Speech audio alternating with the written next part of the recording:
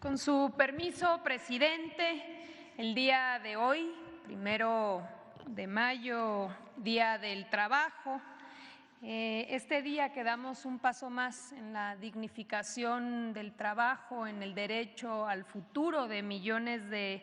mexicanos que viven y que todos los días dedican su vida a contribuir a este país. Le informo, presidente, que nos acompañan en la conferencia el secretario del Trabajo y Previsión Social, Marat Bolaños, el titular del IMSS, Zoé Robledo, la titular del ISSSTE, Berta Alcalde, el titular del Infonavit, Carlos Martínez, el titular de CONSAR, Julio César Cervantes, y el titular de la Unidad de Seguros, Pensiones y Seguridad Social, Héctor Santana, dependencias, mujeres, hombres que han ayudado a construir lo que hoy es ya una posibilidad, la dignificación de las pensiones. El día de ayer se publicó en el Diario Oficial de la Federación la reforma en materia de pensiones que crea el Fondo de Pensiones para el Bienestar, por lo que hoy, 1 de mayo, Día del Trabajo, entra en vigor. Un año más con un 1 de mayo que pasará a la historia. Y es que esta reforma reivindica el derecho de las y los trabajadores a contar con una pensión suficiente y digna para el último tramo de su vida. Derecho arrebatado por las reformas neoliberales de Ernesto Zedillo en 1997 y de Felipe Calderón en el 2007, que nos condenaban a pensiones de miseria con niveles inferiores al 30% del último salario. Pero además, hoy que entra en vigor esta reforma, arranca el camino hacia su implementación. El compromiso que el 1 de julio de este mismo año se esté pagando la primera pensión ya con el complemento que proviene del Fondo de Pensiones para el Bienestar y que garantice el 100% del salario del trabajador para todas aquellas y aquellos que ganan hasta el salario promedio. Seremos testigos el día de hoy, en unos instantes, de la firma del presidente Andrés Manuel López Obrador del decreto que crea el Fondo de Pensiones para el Bienestar. Una vez publicado en el Diario Oficial de la Federación, esta misma tarde,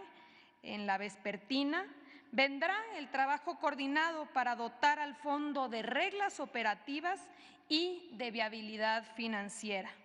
Se suscribirá el contrato de fideicomiso con el Banco de México, institución que administrará los recursos que le sean transferidos con responsabilidad y con transparencia. Se instalará un comité técnico del fondo conformado por diversas instituciones y dependencias hoy presentes en esta conferencia, entre ellas la Secretaría de Hacienda y Crédito Público, Gobernación, Trabajo y Previsión Social, el IMSS, ISSSTE, Infonavit, CONSAR y el propio Banco de México,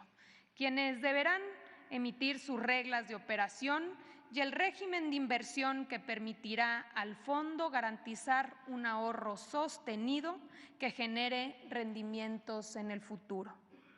Se abrirá también a mediados de mayo una ventanilla única del IMSS, Infonavit, ISSSTE y las AFORES, donde se brindará orientación para que los trabajadores y pensionados conozcan la reforma y sepan de sus beneficios. Habrá una campaña para que todos aquellos que pudieran desconocer de sus fondos los puedan conocer, saber de los montos y poder reclamarlos. Finalmente, durante la segunda quincena de junio, las AFORES, el IMSS, el ISSSTE, el Infonavit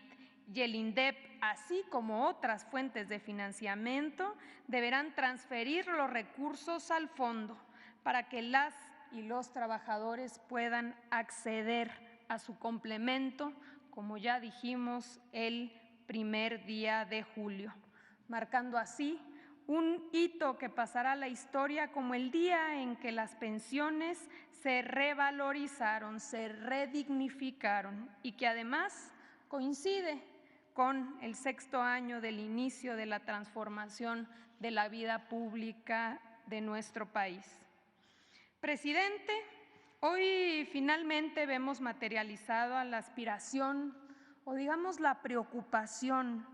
los últimos pendientes, corregir las injusticias y los agravios del pasado para las generaciones presentes y futuras de trabajadores.